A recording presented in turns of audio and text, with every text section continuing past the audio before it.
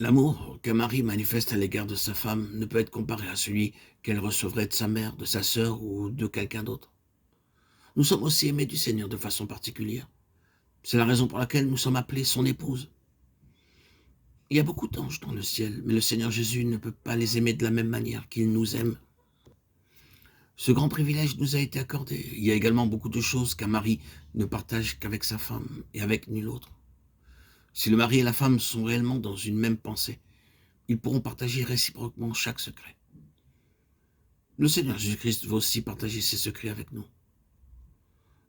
Dans Genèse 18-17, Dieu dit « Cacherai-je à Abraham ce que je vais faire ?»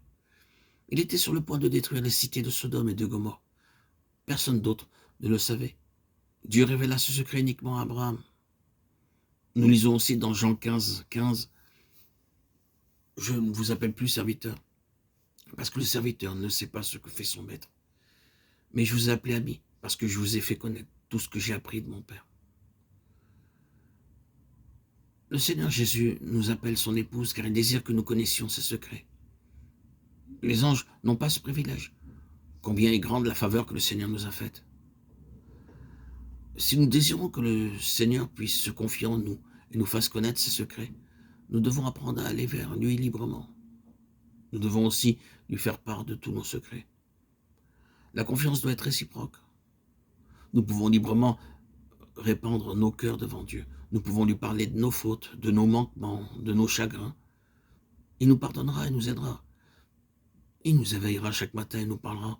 Ésaïe 50, verset 4. Il nous donnera son message pour quelques amis ou voisins.